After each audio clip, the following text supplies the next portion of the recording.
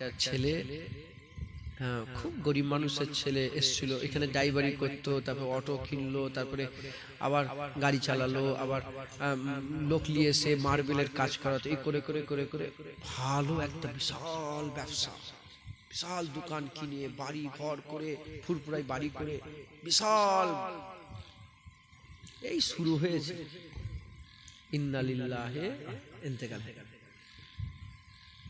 রাইহান বলে নাম ছিল, আল্লাহ জান্নাতুল ফিরদাউস নসিব করেছেন। আল্লাহ খুব ভালোবাসতো, আমাকেও ভালোবাসতো, আমার সঙ্গে জলসায়ও গেছে অনেক। ইন্তেকাল হয়ে গেল।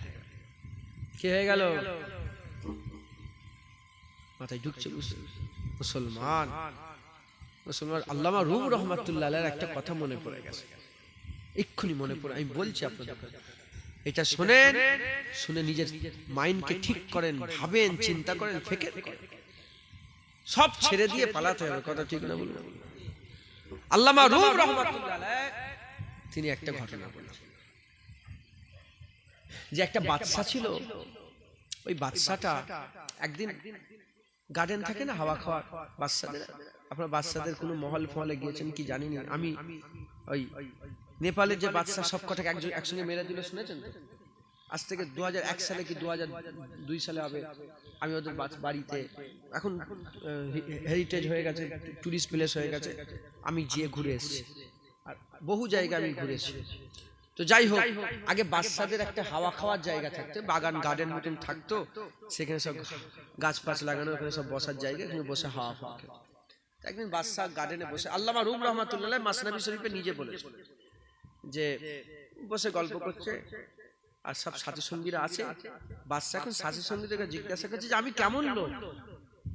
আচ্ছা বলেন, আপনাদের এলাকার যদি এমপি জিজ্ঞাসা করে আপনার এলাকার লোকেদের করে, যারা সাথী সাথে চালা চামটা থাকে না, আমি কেমন তোমাদের কি বলবে? আরে ভাবছো আপনার থেকে ভালো লোক আর আছে?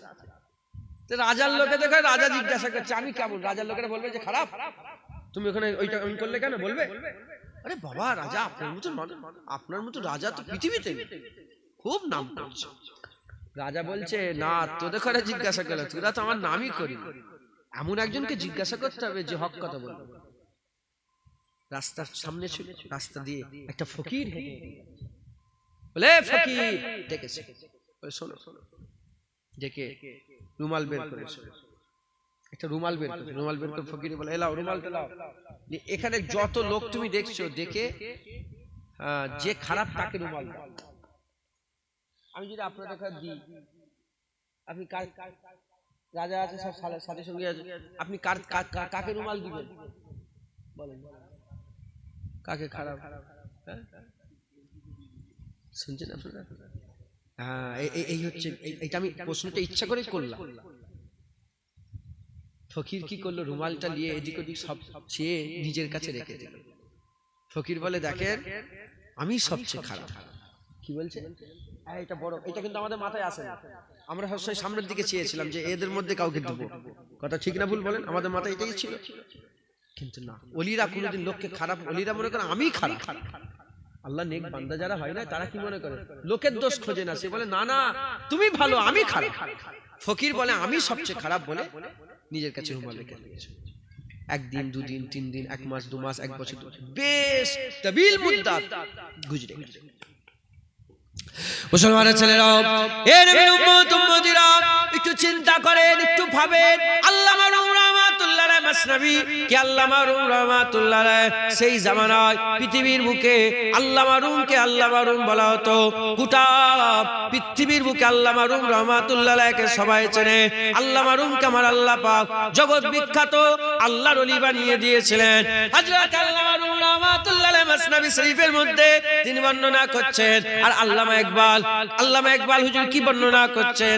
আল্লামা ইকবাল বর্ণনা করছেন, যদি কেউ ওলি খুঁজে পায় ভালো কথা, যদি কেউ ওলি খুঁজে পায় ভালো কথা, যদি কেউ ওলি খুঁজে না পায়, যাও চলে যাও আল্লামা রুমের মাসনাবি পড়ে গে যাও, আল্লাহর ওলি হয়ে যাবে। বলছে যদি অলি খুঁজে পাও ভালো কথা, অলি যদি খুঁজে না পাও আল্লামা রুমের মাসনবী পড়ে যাও, অলি হয়ে যাবে। এ নবীর উম্মত উম্মতিরা, সেই মাসনবী থেকে আমি আপনাদের এই ঘটনা শোনাচ্ছি, গল্প শোনাচ্ছি। আল্লামা রুম আমাদের করে সুন্দর করে বুঝাচ্ছেন, আমাদের মাইন্ডটাকে কেমন ডাইভার্ট করছে দেখেন, কতটা আসান হয়ে যাবে দেখেন। আল্লামা রুম রাহমাতুল্লাহ বলে বেশ কিছুদিন গুজরে গেছে, বেশ কিছুদিন গুজরে যাওয়ার পরেতে ওই রাজা ওই বাদশার শরীর খারাপ হয়ে গেছে, রাজা বাদশার শরীর খারাপ হয়ে গেছে। এত শরীর খারাপ, এত শরীর খারাপ, সমস্ত হেকিমদের ডক্টরদের টিম তারা হাত তুলে নিয়েছে, বলে না না আর আমাদের কাছে কোনো চিকিৎসা নাই। এত চিকিৎসা করার পরে তো কোনো সুরা খুঁজে পেল না, ভালো হওয়ার কোনো রাস্তা খুঁজে পেল না। তাদের মধ্যে মিটিং করে আলোচনা করে রাজাকে জানানো হলো, এ রাজা দেখেন সবাই তো মরে যাবে, আপনাকেও মরতে হবে, কেউ বেঁচে থাকবে না। তবে আমাদের মনে হয় আপনার যে শরীরের কন্ডিশন আমরা যেটা বুঝছি 3 দিনের বেশি বাঁচতে পারেন না, 3 দিনের বেশি বাঁচতে পারেন না, 3 দিন পরে মরে যাবেন। এখনো হসপিটালে তো বলে 24 ঘন্টার সময় আছে, 72 ঘন্টার সময় আছে, 48 ঘন্টার সময় আছে। ওই রকম তারা ঘোষণা করছে 3 দিন সময় আছে, 3 দিনের মধ্যে আর রাজা বাদশা মরে যাবে। রাজা বলছে ঠিক আছে, যখন মরেই যাব, মরে তো যেতে হবে, যখন মরেই যাব তাহলে কি করব? প্রথম দিন আমি মাখলুকের সঙ্গে দেখা করব, আমার দেশে যত মানুষ আছে সালাম হবে, কালাম হবে, দোয়া হবে, আর যদি কারো মনে দুঃখ দিয়ে থাকি মাপ চেয়ে নেব। এই নিয়েতে হুজুর কি করলে, আল্লামা রুম রাহমাতুল্লাহ হুজুর বলেন ওই বাদশা কি করলো, একটা জায়গায় বসার ব্যবস্থা করলো, একটা জায়গায় বসার ব্যবস্থা করলো, এমন জায়গায় ওই সিট ওই বসার জায়গাটা করলো যে পাশ দিয়ে রাস্তা চলে যাচ্ছে, হাজার হাজার লোক ওই রাস্তা দিয়ে রাজাকে দেখে দেখে চলে যাচ্ছে, রাজাকে দেখে দেখে চলে যাচ্ছে। চতুর্দিকে ঘোষণা হয়ে গেছে, রাজা দেখেছে সেই ফকির, যে ফকির গার্ডেনে রুমাল দিয়ে জিজ্ঞাসা করেছিল যে কে খারাপ, ফকির নিজের পকেটে রেখেছিল, সেই ফকিরের কানেও খবর চলে গেছে। ওই ফকির আস্তে আস্তে রাজাকে দেখার জন্য, তার অবস্থা হাল দেখার জন্য সেই ফকিরও চলে এসেছে। এসে কি করতে আরম্ভ করে দিয়েছে, এসে ওই রাজা ওই বাদশাকে দেখতে আরম্ভ করে দিয়েছে। রাজা বাদশাকে দেখে ওই ফকিরটা বলে, এ রাজা বাদশা তুমি কি আমাকে চিনতে পারছো? বলে না না, কে তুমি, তোমাকে চিনতে পারছি না। আরে রাজার ব্যাপার কতজন আছে কতজন যায়। ওই সে ফকির বলে তুমি কি চিনতে পারছো না? বলে চিনতে পারছি না। ওই সে ফকির পকেট থেকে রুমালটা বের করেছে, ফকির রুমালটা বের করে বলে এই কি রুমাল চিনতে পারছো? বলে হ্যাঁ হ্যাঁ, তুমি কি সেই ফকির যাকে বলেছিলাম যে কে খারাপ বলে দাও? ওই সময়তে ফকির বলে এ রাজা এ বাদশা, সেই দিনে তো উত্তর দিইনি, আজকে এই রুমালটা আমি নিয়ে নিয়েছিলাম সেই দিনে, আজকে তোমাকে এই রুমাল দিয়ে যাব। রাজা বলে কেন, আমাকে কেন দেবে, সেই দিনে দিলে না, আজকে কেন দিলে? বলে শোনো শোনো, ডাক্তার ঘোষণা করে দিয়েছে 3 দিন পরে তোমার মওত হয়ে যাবে। এখন সবচেয়ে খারাপ, এখন সবচেয়ে অভাগা তোমাকে মনে হচ্ছে, এজন্য রুমাল তোমাকে দিয়ে দিলাম। চেয়ে দেখো তোমার হাতিগুলো বাইরে রয়ে যাচ্ছে, ঘোড়াটা বাইরে রয়ে যাচ্ছে, রাজত্ব বাইরে রয়ে যাচ্ছে, তাখ্ত তাজ বাইরে রয়ে যাচ্ছে, সৈন্য বাইরে রয়ে যাচ্ছে, তোমার কওমি খাজানার যত টাকা পয়সা সব বাইরে রয়ে যাচ্ছে, তুমি একা একা তানহা একা চলে যাচ্ছ। এ মুসলমান, ওই সে ফকির বলে তুমি এতদিন আল্লাহ সুযোগ দিয়েছিল, তুমি কামাই করতে পারলে না। তুমি যদি শুধু এই দুনিয়া কামাই না করে আখিরাতের কামাই করতে, আজকে তুমি একা যেতে না, তোমার সঙ্গে তোমার নেক আমল চলে যেত। কিন্তু আফসোস তুমি কিছুই কামাই করো না, এজন্য খালি একা চলে যাচ্ছ, এজন্য তোমাকে দেখে আফসোস হচ্ছে। এ নবীর উম্মত উম্মতিরা, তাই আমি আপনাদের বলে দিয়ে যাই, আমরাও সবাই চলে যাব, মোবাইলটা বাইরে রয়ে যাবে, টাকাটা বাইরে রয়ে যাবে, খাট পালং বাইরে রয়ে যাবে, জায়গা জমি বাইরে রয়ে যাবে। তাই আমাদের যে নিয়ামত আল্লাহ আমাদের যে জীবন দিয়েছে, এটা হচ্ছে আমাদের জন্য নিয়ামত। এই নিয়ামতকে কাজে লাগাও, মেহনত মুজাহাদা করো, যত বেশি মেহনত মুজাহাদা করবে, যত বেশি আল্লাহর জন্য কুরবানি করবে, তোমার কবর, তোমার পুলসিরাত, তোমার কিয়ামত তত সুন্দর হবে। আমার আল্লাহ তোমাকে দিদারের কাবিল বানাবে। যেটা হবে না মুসলমান, মুসলমান সব এইটা কোথায় থাকবে? আমরা এর দিকে খেয়াল করি। আল্লাহ বলেন বলেন আল্লাহ, এই যে আল্লাহ বলছে, এটা কোথায় যাবে? এটা রয়ে যাবে না আসলে যাবে, যেটা দুনিয়ারও দরকার আছে না নেই, 30 বছর 40 বছর 50 বছর ঘর আল্লাহ পেটেছে, এই ঘর বাড়ির দরকার আছে না নেই, বিবি ছেলে সব বানে ভেসে দেবো নাকি? হ্যাঁ, বান বোঝেন আপনারা, বন্যার সাগরে ভেসে দেবো? বিবি ছেলে 60-70 বছর থাকবে, একটা মোটামুটি একটা ঘর করতে হবে। হ্যাঁ, অনন্তকাল আখিরাতে থাকবো, তারও ব্যবস্থার দরকার আছে না? দুনিয়ার লেগে যদি ঘাম ঝরাতে পারো, দুনিয়ার লেগে যদি রোদে খাটতে পারো, দুনিয়ার লেগে যদি শীতে পুকুরে নামতে পারো, আল্লাহর জন্য জানও দিয়ে দিতে পারি, অনন্তকাল আখিরাতের জন্য জানও দিয়ে দিতে পারি। কথা ঠিক না বললাম? মুসলমানের ছেলেরা, হে নবীর উম্মত উম্মতিরা, তাই আমি আপনাদের বলে দিয়ে যাই, আমরা সবাই মরে যাব, মরতে যদি হয় আর শাহাদাতের মত মৃত্যুবরণ করো, আল্লাহর জন্য জীবন দিয়ে দিবা জাজবা তৈরি করো, আল্লাহর জন্য জীবন দিয়ে দিবা জাজবা তৈরি করো। যে বান্দা আল্লাহর জন্য জীবন দিয়ে দেয়, আমার আল্লাহ তাদের আখিরাত সুন্দর করে দেয়, তাদের করে আল্লাহ জিন্দা বানিয়ে দেয়। আমার আল্লাহ পাক আমার তাদের করে জিন্দা বানিয়ে দেয়। হে নবীর উম্মত উম্মতিরা, আল্লাহর জন্য জীবন দিয়ে দিবা জাজবা তৈরি করো। হযরতে সাদ ইবনে মায আল্লাহর জন্য জীবন দিয়ে দিয়েছিলেন, সাদ ইবনে মায আল্লাহর জন্য জীবন দিয়েছিলেন। দেখো দেখো দেখো, আল্লাহর জন্য জীবন দেয়া কত সুন্দর, আল্লাহর জন্য জীবন দেয়া কত সুন্দর। সাদ ইবনে মায আল্লাহর জন্য জীবন দিয়ে দিয়েছিলেন। খবর নিয়ে দেখে যান, যখন সাদ ইবনে মায ইন্তেকাল হয়ে যায়, তিনার আম্মা জান কান্না আরম্ভ করলো, এত কান্না কাঁদে।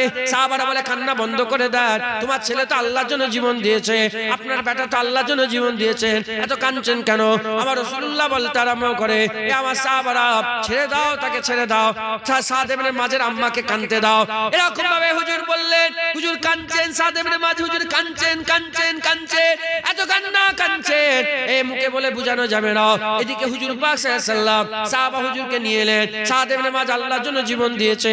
হুজুর বলে, শোনো শোনো, আমি দেখতে পাচ্ছি, তুমি দেখতে পাও না, আমার আল্লাহ পাক দেখাচ্ছে, তোমাকে দেখাচ্ছে না, কারণ তুমি নবী নয় আমি নবী, তুমি রাসূল নয় আমি রাসূল, আমি দেখতে পাচ্ছি। আর সব আল্লাহ কাঁপতে আরম্ভ করে দিয়েছে। সাদ ইবনে মায আল্লাহর জন্য জীবন দিয়েছে, আর সব আল্লাহ খুশিতে নাচতে আরম্ভ করেছে। সাদ ইবনে মায খুশিতে, সাদ ইবনে মায আল্লাহর জন্য জীবন দিয়েছে, আসমান খুশিতে নাচে, আর খুশিতে নাচে। আজ আসমানের দরজাগুলো খুলে দিয়েছে, 1000 2000 নয়, 70,000 ফেরেশতা জমিনে নেমেছে। রাসূলুল্লাহ জানাজা ইমামতি করতে দাঁড়িয়েছে, হুজুর আবার কাঁধে করে লাশ নিয়ে গেছেন, হুজুর কাঁধে করে লাশ নিয়ে যে কবরস্থানে হাজির হয়েছে, হুজুর নিজে কবরের মধ্যে নেমেছেন, মুবারক কবরের মধ্যে রাসূলুল্লাহ হুজুর নেমেছেন, হুজুর নিজে সাদ ইবনে মাযের লাশকে কবরের মধ্যে শুইয়ে দাফন করছে। যখন দাফন করে সাদ ইবনে মাযের আম্মা তখনও কাঁদছে। হুজুর এবার বলে, এ সাদ ইবনে মাযের মা, কান্না বন্ধ করে দাও, তুমি দেখতে পাচ্ছ না আমি দেখতে পাচ্ছি, আমার আল্লাহ দুনিয়া শুরু থেকে এখন পর্যন্ত যত ইন্তেকাল হয়েছে, কারোর সাথে হেসে হেসে দিদার করেনি, তোমার বেটার সাথে আমার আল্লাহ হেসে হেসে মুলাকাত করছে। যেটা হবে না, দেখেছেন শাহাদাতের মত, আল্লাহ হেসে হেসে মুলাকাত করে। একবার জোরে বলে, আল্লাহর জন্য জীবন দিতে হবে। ডক্টর হতে গেলে কি করতে হবে? প্রস্তুতি নিতে হবে। আল্লাহর জন্য জীবন দিতে গেল প্রস্তুতি নিতে হবে। দাড়ি দেন, আর দাড়ি ছাঁচবেন না, একটু হাত তোলেন দেখি, আল্লাহর জন্য জীবন কারা দিতে পারবেন দেখি, হাত তুলে দেখা। ঘুমোচ্ছেন নাকি আপনারা? উঁচু করেন, উঁচু করেন, নারে তাকবীর, হাত না হয়ে গেল আল্লাহর জন্য। আর দাড়ি কাটি, বুঝলেন? তাহলে আপনি তো বলেন আল্লাহ যে জীবন দেবো, হাত তুললেন, আর যে জীবন দিতে পারে, ঠিক না ভুল? হ্যাঁ, দাঁড়িয়ে আর কাটবে। ফজরের জামাতের লোক কটা ভাগ? 5-7 জন। ঘুমকে কুরবান করতে হবে, নামাজ পড়বেন, বলেন ইনশাআল্লাহ। অনেক নামাজি আছে, নামাজ পড়ে মাঝে মাঝে ছেড়ে দেয়, আছে না? কি করে ছাড়ে জানেন? একটাই কারণ, পড়বো করে ছেড়ে যায়। এই তো এবার পড়বো, এটা করলেই পড়বো না। নামাজ কাজা করলে অনেক গুনাহ। হযরত মুসা আলাইহিস সালামের জামানায় একজন মেয়ে এসেছে, জানা করনে ওয়ালা জানি এসেছে, এসে বলতে আরম্ভ করেছে যে, এ মুসা কালিমুল্লাহ, আমি জিনা করেছি। জিনা করা গুনাহ। জিনা করার পর আমার পেটে একটা বাচ্চা এসেছে, আমি সমাজের ভয়ে দূরে চলে গিয়েছি। ওই বাচ্চাটাকে আমি কি করেছি? বাচ্চা যখন প্রসব হয়েছে, দুনিয়া এসেছে, এই বাচ্চাতে গলা কেটে দিয়েছি, মেরে দিয়েছি, খুন করে দিয়েছি। কেন? সমাজে কি, বিয়ে হয় না, বাচ্চা হয়ে গেছে, সমাজ কি বলবে? মুসা আলাইহিস সালাম এত নারাজ হয়ে গেলেন, যাও তোমার দোয়া আল্লাহ কবুল করবেন, যাও তোমার তওবা আল্লাহ কবুল করবেন। জেনা করেছে এক গুনাহ, পেটে বাচ্চা রেখে ওই বাচ্চা দুনিয়া আসার পরে তাকে খুন করেছে, বড় গুনাহ করেন। যখন তাড়িয়ে দিয়েছে হযরত মুসা আলাইহিস সালাম, যখন তাড়িয়ে দিয়েছে, হযরত জিবরাইল আলাইহিস সালাম এসে হাজির হয়ে গেছে। জিবরাইল সালাম বলে, এ মুসা কালিমুল্লাহ, আল্লাহ জিজ্ঞাসা করেছে আপনি কেন এরকম করলেন? মুসা আলাইহিস সালাম বললেন যে গুনাহগার, কত বড় গুনাহ করেছে। মুসা আলাইহিস সালাম বললেন, যখনই বলেছে গুনাহ, তখন জিবরাইল সালাম বলে, আল্লাহ জিজ্ঞাসা করেছে আপনার কাছে কি এটা সবচেয়ে বড় গুনাহ? বলে হ্যাঁ, এর থেকে আর বড় কি গুনাহ হতে পারে? তখন জিবরাইল সালাম বলে, এ মুসা কালিমুল্লাহ, আল্লাহ বলে পেটেছে যে এর থেকেও আল্লাহর দরবারে তারা গুনাহগার যারা নামাজ কাজা করে, এর থেকে আল্লাহর দরবারে খারাপ যারা নামাজ কাজা করে, নামাজ পড়ে, নামাজ পড়ে। মুসলমান কাউকে তাকত টাকা দেয়, কাউকে তাকত গুন্ডা মাস্তান দেয়, কাউকে তাকত নেতা এমপি এমএলএ দেয়। মুসলমানদের তাকত আল্লাহর ইবাদত দেয়। তুমি যত বেশি ইবাদত করবে তোমার পাওয়ার তত বেড়ে যাবে, তুমি দুনিয়াকে একা হিলিয়ে রেখে দেবে। মুসলমান মুসলমান ওমরে ফারুক হুজুর যখন বাইতুল মুকাদ্দাসে গিয়েছিলেন না, 36টা পট্টি লাগানো ছিল। জামাই কটা পট্টি লাগানো? 36টা পট্টি লাগানো জামা পরে বাইতুল মুকাদ্দাসে গেছে। পৃথিবীর একটা আলেম আমাকে এসে বলুক যে বাইতুল মুকাদ্দাস যুদ্ধ করে ওমরে ফারুক হুজুর জিতেছে, হাসিল করেছে। না না, বাইতুল মুকাদ্দাসের সামনে ওমরে ফারুক হুজুর 36টা পট্টি লাগানো তালি দেওয়া জামা পরে বাইতুল মুকাদ্দাসের সামনে দাঁড়িয়েছে। তারা সবাই ভয়ে এসে বাইতুল মুকাদ্দাসের চাবি ওমরে ফারুক হুজুরের হাতে দান করে দিয়েছে। কি মনে করেছেন যে পাগড়ি আর মেশিন রেখে দিলে মনে হয় ভয় খাবে? না না, তোমার পার্সোনালিটি হুজুর পাক সাল্লাল্লাহু আলাইহি ওয়াসাল্লামের হাইবাত ও জালালে এত ছিল, লোক হুজুরের সামনে কথা বলতে পারত না। হুজুর একা যদি থাকতো একদিকে, গোটা পৃথিবীর মানুষ যদি অন্যদিকে থাকতো, তাও রাসূলুল্লাহর সঙ্গে মোকাবেলা করতে পারত না। কিসে এই পাওয়ার কিসে আছে? জেনে রেখে দেবেন। তুমি যদি চাও লোক আমাকে ভালোবাসবে, তুমি আল্লাহকে ভালোবাসবে। তুমি আল্লাহকে যত ভালোবাসবে, লোক তোমাকে তত ভালোবাসবে। তুমি যদি মনে করো লোক আমাকে ভয় করবে, তুমি আল্লাহকে যত বেশি ভয় করবে, আল্লাহর মখলুক তোমাকে তত বেশি ভয় করবে। মুসলমান মুসলমান হ্যাঁ মুসলমান, আল্লাহ কত ইজ্জত দিবে, কত সম্মান দেবে। ইবাদত আমল করতে হবে। নামাজ একটা বিশাল ইমানি পাওয়ার, কুওয়াত। বেশি বেশি করে নামাজ পড়বেন, বলেন ইনশাআল্লাহ। হ্যাঁ, দাঁড়িয়ে রাখবেন, নামাজ পড়বেন। হ্যাঁ, যাকাত দিবেন, যার যেমন টাকা পয়সা আছে। 100 2.5 টাকা, 100 ক টাকা যাকাত দিবেন, যাকাত দিবেন। খবরদার লোন নেবেন না, লোন নিয়ে ফেলেছে। কথা ঠিক বলছি না ভুল বলছি? বল, লোন নিয়েছে তো আপনাদেরকে লোন লাই, লোন নেবেন না, বলেন ইনশাআল্লাহ। লোন নেবেন না, 1 নম্বর। আর লটারির টিকিট কাটে আপনার এলাকায় কাটে?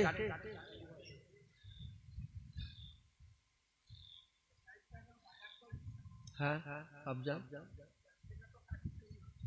না না, লটারির টিকিট কাটবেন না, বলেন ইনশাআল্লাহ। কে কি করছে দেখার দরকার নেই। ইসলাম যেটা বলছে, সবাই মুত যদি খায়, আপনি মুত খাবেন? মদ খাওয়ার মুত খাওয়ার সমান, একই রকম। মুতো হারাম, মদ সবাই মুত খেয়ে তুমি খাবে, লটারি সবাই তুমি কাটবে? খবরদার। আল্লাহ আপনাকে কি করে পাঠিয়েছে বলেন? মুসলমান কি বলেন না? আপনি তো আখিরাতকে বিশ্বাস করেন, ভালো করে মরতে চান তো, আল্লাহর জন্য জীবন দেবেন বলছেন তো। ও লটারি কাটবে, আলমারি মাথায় লটারির টিকিট, আর মনে করছে কি আল্লাহর জন্য জীবন দিয়ে যাবে? লটারি কাটবেন না, বলেন ইনশাআল্লাহ। হ্যাঁ, হযরতে আবু হুরায়রা হুজুর রাদিয়াল্লাহু তাআলা হুজুর বলছেন, আমি রাসূলুল্লাহকে বলতে শুনেছি, আল্লাহ যাকে যা দিয়েছে সে যদি আল্লাহর দিওয়াতে খুশি হয়ে যায়, সে আল্লাহর জন্য যা নিয়ে যাবে, আল্লাহ তার নিয়ে যাওয়াতে খুশি হয়ে যাবে। তোমাকে আল্লাহ যা দিয়েছে তুমি খুশি হয়ে যাও, তুমি আল্লাহর কাছে যা নিয়ে যাবে আল্লাহ খুশি হয়ে যাবে। আল্লাহ কবুল করেন। খবরদার লটারির টিকিট কাটবেন না, বলেন ইনশাআল্লাহ। ওয়াদা করছেন তো? জোরে বলেন, লটারির টিকিট কাটবেন ইনশাআল্লাহ। বলেন, আল্লাহকে জড়ান, না হলে তো গোলমাল হয়ে যাবে। লটারির টিকিট কাটবেন? বলেন না ইনশাআল্লাহ। বলেন না ইনশাআল্লাহ, আমরা কাটবো না ইনশাআল্লাহ। খবরদার লটারি। এইটা এটা এটা এটা আম হয়ে গেছে পর্দা, মেয়েরা আর পর্দা করে না, কথা ঠিক না ভুল বলেন? এটা এটা পর্দা শিখাবেন। আর দায়ুস লা ইয়াদখুলুল জান্নাত, দায়ুসরা জান্নাতে প্রবেশ করতে পারবে না। কে দায়ুস? ওই বাপটা দায়ুস যার মেয়ে রাস্তায় ঘোরে। মেয়েটা নয়, বাপটা। স্বামীটা দায়ুস যার স্ত্রী রাস্তায় ঘোরে।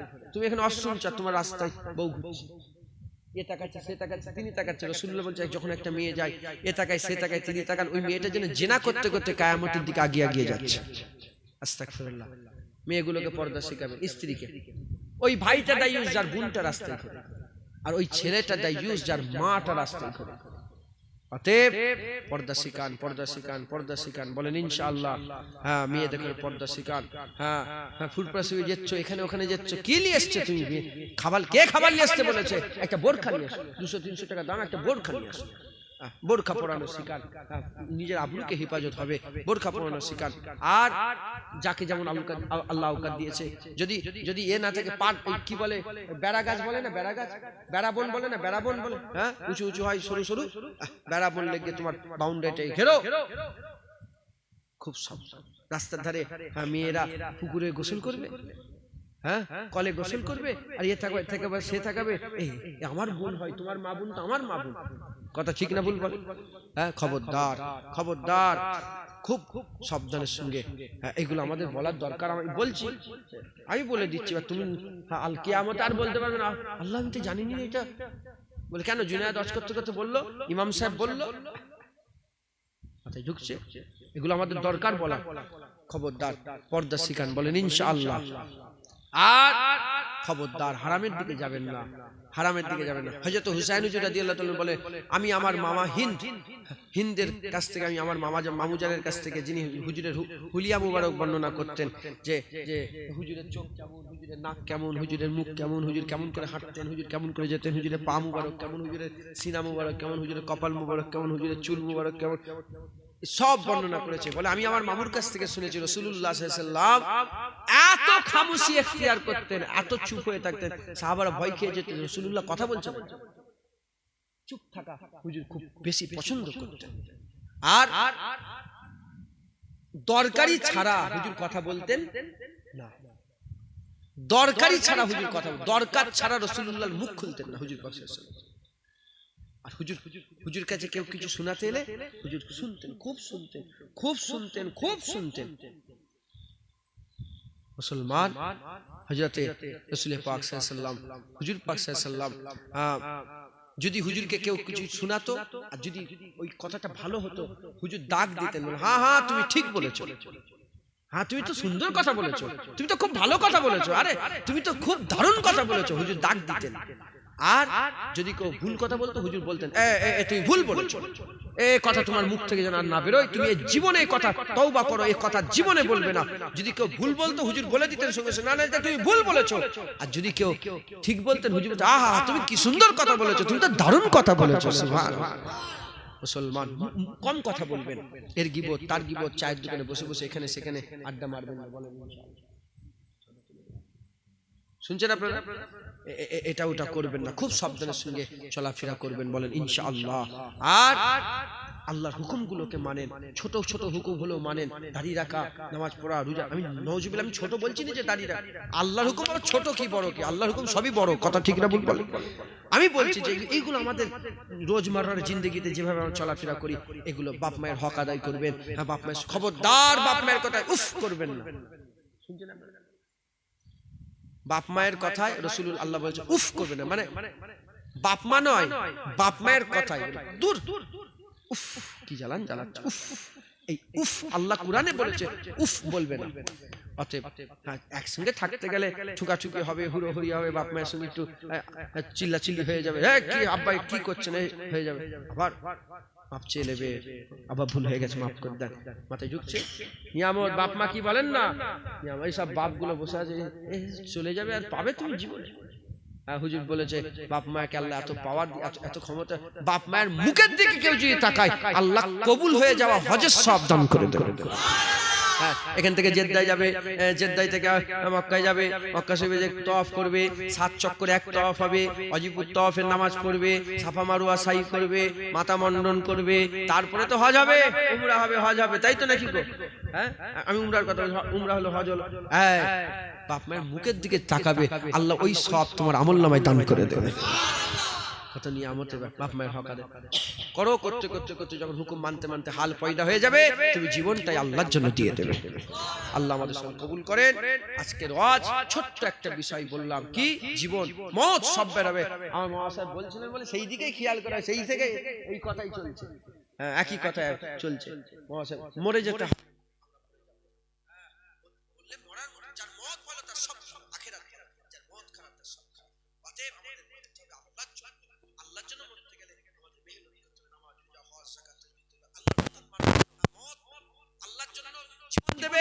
এটা আল্লাহর হুকুম মেনে, যে আল্লাহর জন্য হুকুম মেনে জীবন দিতে পারে সে আল্লাহর জন্য হুকুম মেনে সব করতে পারে।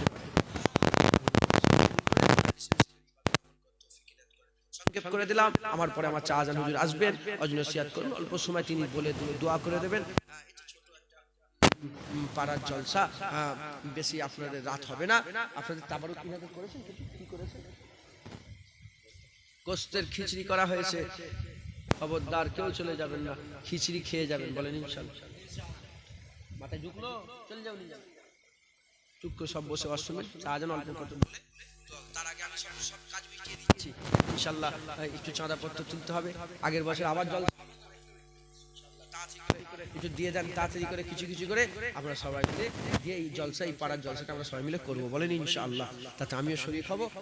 কত ক কেজি চাল লাগবে আপনাদের?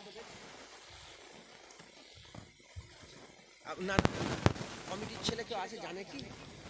কে? আচ্ছা, এখানে কমিটির ছেলে কারা, হাত তুলে দেখাও তো।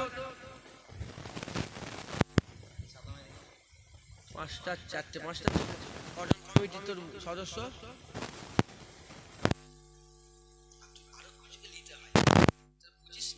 ছেলে 50টা কমিটির ছেলে, তাহলে তো 1000 করে হলো 50,000 টাকা এসে 12 জনে কি করি না কচি? তোমাকে একটুখানি বলো, ক কিলো চাল রান্না করেছো এবারে আজকে? 20 কিলো। ক কিলো রান্না করেছো? তো ক কিলো চাল লাগে? সবাই আগের বছর খিচড়ি নয়, সুন্দর করে বিরিয়ানি রান্না করবে।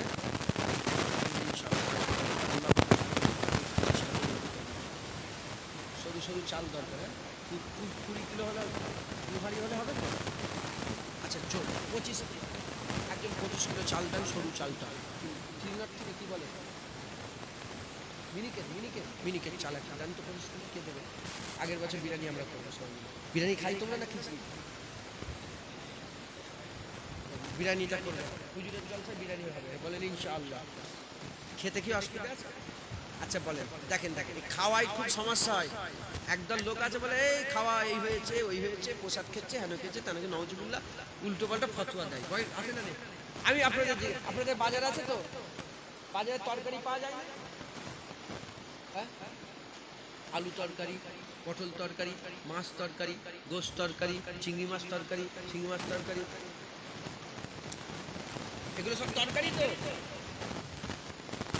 সবকে কি বলা হয়? খিচড়ি। সবকে কি বলে? সবকে একসঙ্গে তরকারি বলে।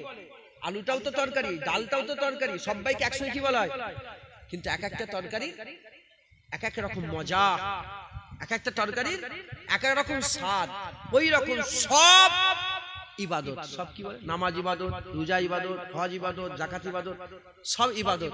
কিন্তু এক একটা ইবাদতে এক এক রকম মজা, এক এক রকম সওয়াব। কথা ঠিক না? ওই রকম নামাজ পড়ে এক ইবাদত, সওয়াব আছে। মানুষকে খাইয়ে তার একটা মজা আলাদা, তার একটা সওয়াব আলাদা আছে। জোরে বলে। এরা সব খাওয়ানো যাবে না, এরা হিংসুক, এরা নিজেরা বখিল, লোককে খাওয়াই না বলে খাবার বিরোধিতা করে। ভালো মন্দ খাবে, আল্লাহ খাওয়াই বাধা দেয় না, আল্লাহ বলেছে নষ্ট করবে। তুই কুরমা কিলিয়া খেলে অসুবিধা হবে, গুনাহ হবে? কে বলেছে? খেতে গেলে হিসাব লাগবে? খাবার হিসাব আছে? বলে অপচয় করলে হিসাব দিতে হবে, খাবার কোনো হিসাব নেই, এটা শিখে লাগে। আমি যদি মুরগি খাই, মুরগা মুসাল্লাম খাই, হেন খাই, তা না হিসাব দিতে হবে না। যদি আমি খাই